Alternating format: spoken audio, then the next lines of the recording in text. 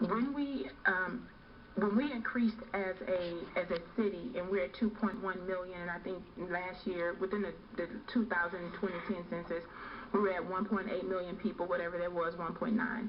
But we could have increased almost a million people.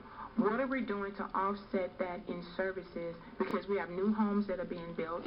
We have new services of sewer, water, solid waste. There's going to be an increase in services that we're going to have to provide because of all the new growth that's occurring in Houston.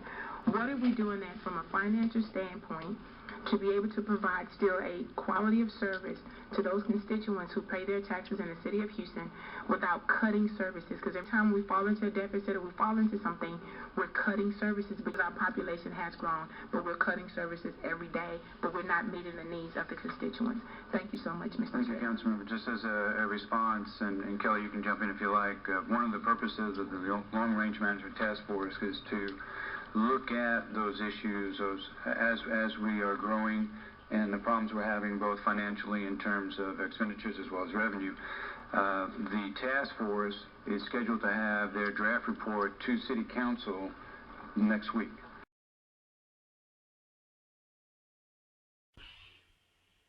On February 29, 2012, I took pictures and made a video recording after I came across a section of Richmond Avenue at Hillcroft that was damaged from what appears to be a water main break.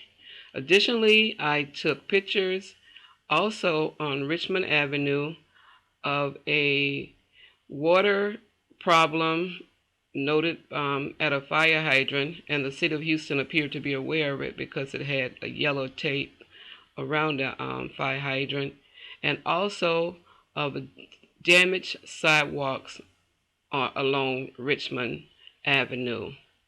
I believe that the city of Houston can use monies from the Americans Job Act to make the necessary repairs for the citizens of Houston, which were referenced by Councilwoman Adams.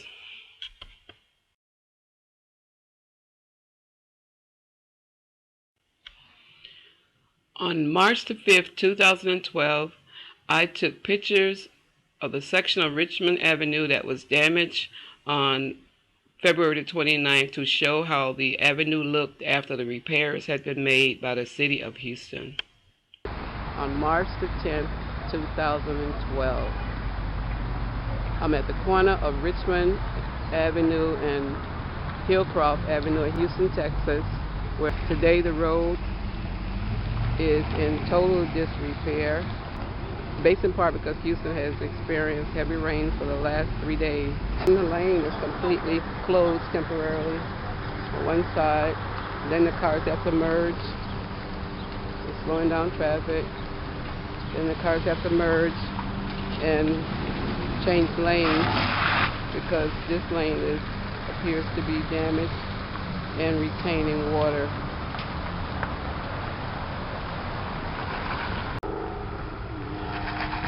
It appears that the road is even more compromised than it was from the original break or disrepair.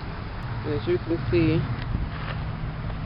the whole intersection is being affected. I believe that this is a clear example where the American Jobs Act could be used to help cities pay for necessary repairs of projects that could benefit from the American Jobs Act being passed and money distributed by Congress to repair needed roads. It is time that the Republican Party,